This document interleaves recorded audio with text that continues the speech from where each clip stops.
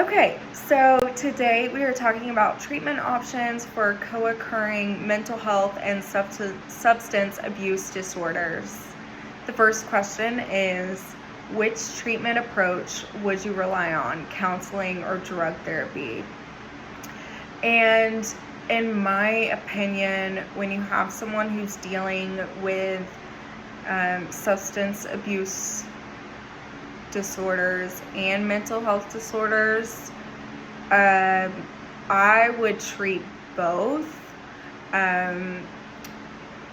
because sometimes it is very hard to even understand what the mental health disorders are unless you treat the substance disorders first, because it messes with your brain functions, your neurotransmitters, things get off. And so you don't actually know what the person is really dealing with personally, if they're also dealing with substance abuse disorders as well. So when it comes to that situation, I would treat the substance abuse first, and get that under control, and then I would start treating the mental health disorder, because as we know, sorry, there's a plane flying over me right now. Okay, as we know, typically a substance abuse disorder comes from a mental health disorder in the first place, and that wasn't treated correctly, and so they go to drugs and alcohol to either subside the effects or just completely numb themselves, when in reality they're dealing with something severe in their mental health. If they're a functioning, let's say like a functioning alcoholic, can go to their 9 to 5, and then gets drunk every night, I would treat both in a way, because I know they're able to kind of track with me and are able to work in a more normal scenario where they're having to go to work every day and perform. So I would try to treat those kind of in a coinciding way. And I think in this case, the client will understand, because they're there for this reason. So I think they'll be able to track with me if there's someone who's a functioning alcoholic or a functioning drug addict, if that makes sense. If they're completely controlled, there's no normal life functions, then we need to go straight to the drugs.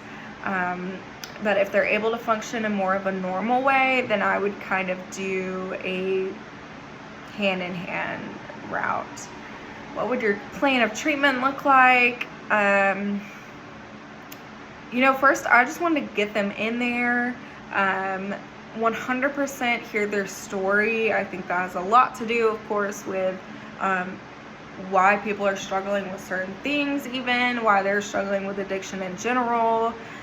So hearing their story, and then of course deciding which is next. So deciding if we want to treat both at the same time, if we want to go mental health route and then do the substance abuse disorder, if we need to just tackle that first.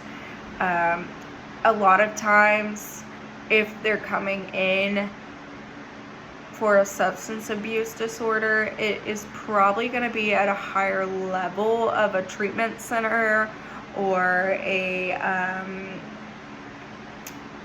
overnight treatment center, rehab, that kind of thing. So I would definitely start with that, get them to a more functioning level, hear their story, and then decide which route of what type of therapy I want to do with them. But a lot of times it's going to be hand in hand. We're going to be constantly talking about either or both of their mental health and their addiction, because it's their life. It goes hand in hand. It affects them every day. So I really don't want to treat one without treating the other, if that makes sense. What is the thought process behind your answer? The thought process is, like I said, the level of where they are as far as what their substance abuse level is will definitely help me in deciding kind of which route to go. Client's readiness for change. I do think if they're not ready to give up their addiction, we might have to start with more of like a talk therapy route, and talking through like, why are you here? Why did your family send you here? Why did the court send you here? Kind of getting to the bottom of things before I start or send them off to a psychologist who can prescribe them drugs or something like that. Because I certainly don't want to force anyone ever to take any sort of drugs or come off of the drugs that they're, any like pharmaceutical drugs, or come off of the illegal drugs that they're taking without their consent. So it's definitely going to have to be a case-by-case basis, and really that first meeting, I'm gonna have to look for, even bodily clues. Are they super uncomfortable the way they're talking? Just, how did they get there? Was it their choice? So many things, and that intake will be super important for people who are dealing with both mental health and substance disorders. So I hope that answers your question. Thanks. Bye.